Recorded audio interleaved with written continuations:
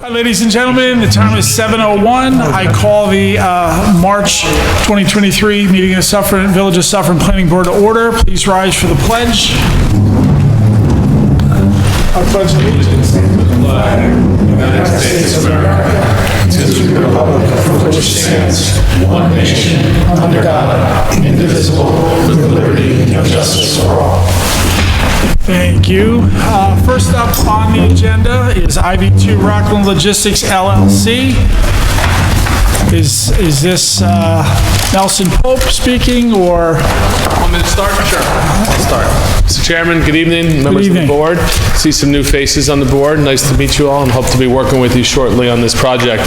For the last few months, we've been working internally on the DEIS. We've had a number of conversations and a lot of back and forth with Bonnie and her team from Nelson Pope to finalize the DEIS per the scope for completeness review. We believe that the DEIS is complete. We understand that Nelson Pope agrees with us on that, and what that means is completeness for public comment. So we would request tonight that the board accept the DEIS as complete for public comment, and if we can schedule a public hearing tonight also for the near future in accordance with the seeker regs, so we can get public comment and respond to it as soon as we can. Great. Ms. Franson, do you have any comments? Yeah, sure. No, I was going to say. Yeah. So good evening, Bonnie Franson from Nelson Pope and Voorhees. We were responsible for reviewing the preliminary draft environmental impact statement, and the process has been that the first version of that was submitted to the board for their consideration. We did a review and issued a comment letter indicating we did not believe it was complete because there were some areas that had to be addressed. And so a second submission, a full submission was made. And again, we issued a comment letter, shorter, but still some points where we believe that there were areas that still had to be further either evaluated or clarified. And so after that letter was issued, it's been back and forth reviewing sections of the plan and looking at red lines to understand and see how the various comments have been addressed. So the very last set happened, I believe, last week, and we finally issued a memorandum to the board and to the applicant indicating that it's our opinion that the DEIS is complete for purposes of commencing public review. So what that means is the information that was in the scoping document, the outline for the DEIS, those items have been addressed. That doesn't mean that you have to agree with the conclusions. The DEIS is really the applicant's document. So what will happen is this becomes complete. We have to prepare a notice of completion. That gets circulated along with the environmental impact statement to all the various agencies that we had in the initial list of who's going to be part of this environmental review process. They will have comments. There will be a public scoping session, a public meeting at which members of the public can come and express their opinions and their comments as far as the content of the EIS and their thoughts on the project and potential impacts. And then you as a board have to review the EIS and determine whether you think whatever impacts may result have been addressed. And so once that process occurs, it's a finite time period. When the public review process closes, all of those comments have to be addressed in a final environmental impact statement. And what's important about that to note is that the FEIS is your document. It's no longer the applicant's document. So that FEIS and ultimately a finding statement which summarizes the impacts and mitigations, you have to be satisfied with the conclusions. So for instance, if there's a section that says traffic, we don't think there's a concern, there won't be an impact, between our review, between your review, you may conclude differently. We don't know that that'll happen because now is the time period that we actually review the substance of the document. But again, that's sort of how the process is going to unfold. So for this evening, if you're in agreement, that this DEIS is complete, you can resolve and indicate that it's complete. We will help circulate the notice of completion, make sure it gets out to the agencies in coordination with the applicant, and then you'll have to set this public meeting to, see if anyone from the public has comments. And just, Thank you. I'm sorry to cut you off, Bonnie. Just logistically, the next planning board meeting, I don't have my calendar in front of me, would be April 18th, I think, or I'm sorry, 20th. 18th. Third Wednesday, right? 19th. No, April 19th. 19th, I had it surrounded. All right, so it's the 19th. I don't know today, again, I don't have my calendar. I don't know that that's enough time to get it published. Well, we certainly will accept. Do you think we'll be able to have the public hearing on the 19th? So I believe the time frame is 15 days, is the earliest you can have your public meeting after the date of the notice of completion. So if it's the 19th, 15 days, that gives us till like April 4th to circulate it and get it out. Do you think, really it's a question for the applicants, consultants, whether they think they can? Yeah, we're prepared to, once you get the resolution, circulate it to you tomorrow and get it posted on the website tomorrow. Yes. So we have to post it in the ENB. I would say it would be safer if it's done the fourth Wednesday as opposed to the third Wednesday. But I definitely think the fourth Wednesday can be done. Third may be a little tight. So the 26th? Any board members have a conflict if we were to move the meeting, the April meeting to April 26th at 7 p.m.? Okay, so we'll formally do that at the end of the meeting, but that looks good. Great, thanks. Okay. Any of the board members have any questions for Ms. Franson or for the folks at Brookfield?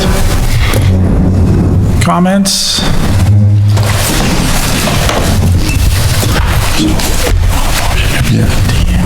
Right, so if the board's so inclined, be a motion, resolution to accept the submitted draft EIS as complete and authorize circulation pursuant to secret regulations.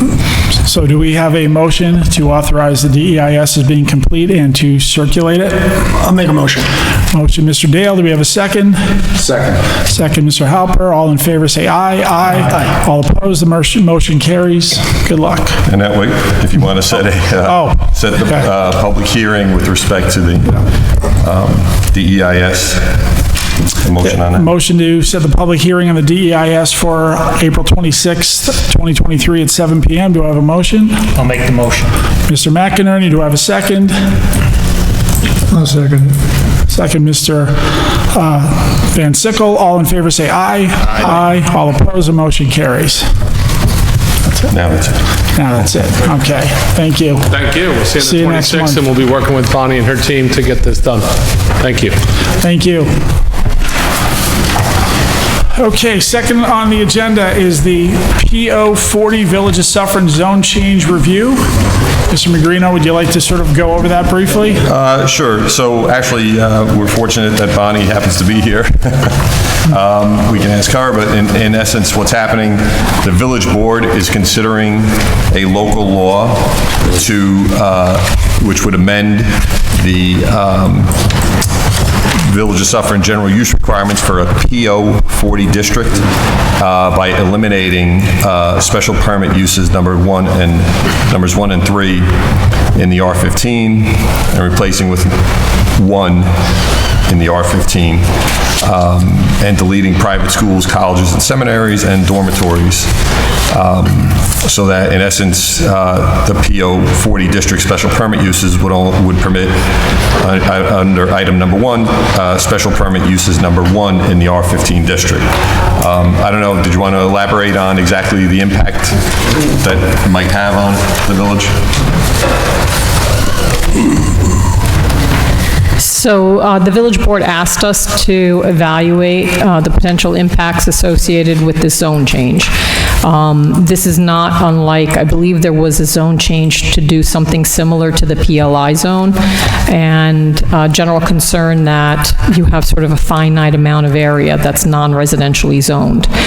And so the desire was to ensure that those lands are available to non-residential ratables, as opposed to potentially getting developed with uses that might take these properties off the tax roll.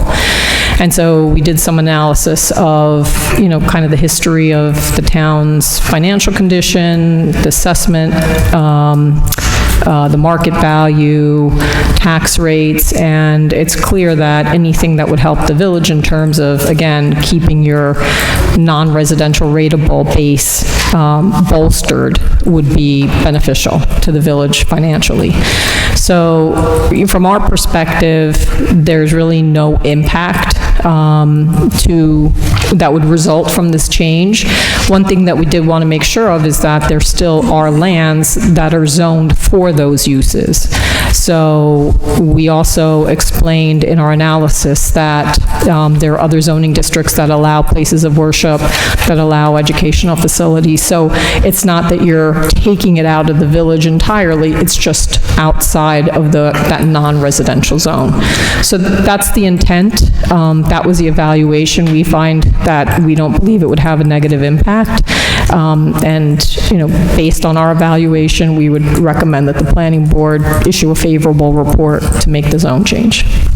Thank you. Anybody have any questions or I comments? just have one question. So if something exists now that would, let's say if something exists now, Yep. property turns over to another property owner, the thing that's standing there now is sort of grandfathered, if we will, and then anything moving Yeah. forward additionally would fall under this law. So if it continues, the use continues, I believe it continues as a non-conforming use. So it doesn't conform to the uses allowed in the zoning district, but it doesn't have to cease operation. It just continues as is. And then I suspect, I haven't looked at the non-conforming use section, but if there are changes to keep, the facility in good shape, repairs, all that's allowed. Expansions, they may have to get a variance, or there may be a certain limited amount of alterations you can do. I'm sorry to cut you Go off. ahead. There is a level of expansion that you can do without, and stay within pre-existing non-conforming. I'm not sure there are any that have a special permit as we sit here, but. So it would just continue, but if they wanted to, let's say that the operation ceased, for a time period, and then another one of these operations wanted to go into the same building, they may no longer, depending on the time frame. If it's a year, again, I don't have the regulations in front of me, but at some point, if they cease to operate and they don't continue continuously, then they're not allowed to reinstate the use there, generally. Understood. Thank you. And again, I'm not sure if I made this clear earlier. Obviously, the village board is considering this. As part of that process, they're required to refer the law to the planning board for its input, if you will. So if the board wanted to, indicate its support, you could do a motion in that regard. If it wanted to take no position, you could take no position, but you might want to discuss it and then decide how you want to proceed. Yeah, anybody else have any comments? I have one question. So I was under the impression that the village was undertaking, I don't know what the term for it is, a comprehensive plan Yes. review? Yes. Are you the planner? We are. So- We are. My partner, Max Stock, is working primarily on the comprehensive plan. So the plan is being prepared, and that will also potentially have a set of recommendations to change the zoning.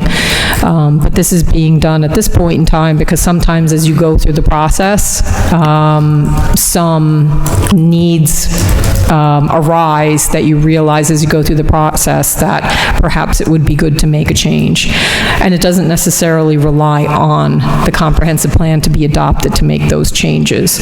So that's what what the village board feels at this point, that, again, for a long time, the PO40 has been intended to be a non-residential zoning district, and for whatever reason, because there are some pre-existing uses there, they allowed them to continue, but as you start to evolve and things start to change, there was a feeling that that should be changed so that it really is focusing on ratables and not necessarily things that'll, perhaps either remain off the tax rolls in the future or come off the tax rolls. That was actually more of an answer than I wanted. Oh, Just wanted to make sure. that Yes, we're the two working on a things were comp plan. synchronized, that's all. I wouldn't want them out of sync. Yes. In conflict, but Yes. thank you. You're Great welcome. answer. Any other comments or questions? We can have a discussion amongst ourselves. So, you want to put forth a motion to approve it, no comment, deny it? I'll make a motion to support pushing this forward to the village board for, Motion, Mr. Dale? Be to support and recommend adoption by the village board. that's exactly what I said. Yeah, that's what he said. Hey, do we have a second for that? Okay. Second, Mr. Stanbridge. All in favor, say aye. Aye. All opposed, motion carries. Next on the agenda is a motion to approve the minutes of the February 22nd, 2023 Planning Board meeting. I'll make that motion. A motion, Mr. McInerney. Do I have a second? I'll second. Second, Mr. Stanbridge. All in favor, say aye. Aye. All opposed, motion carries. Do we have any old business? Do we have any new business? Do we have any miscellaneous business? All right, do we have a motion to set the date for the April Planning Board meeting on April 26th at 7 p.m.? Motion. I'll make a Motion, Mr. Dale. Do we have a second? I'll make that motion. Motion, Mr. McInerney. All in favor, say aye. Aye. All opposed? Motion carries. Do I have a motion for adjournment? Motion. Motion, Mr. Halper. Do we have a second? I'll second it. Second. Mr. Van Sickle. All in favor, say aye. Aye. Opposed? Motion carries. The meeting is adjourned.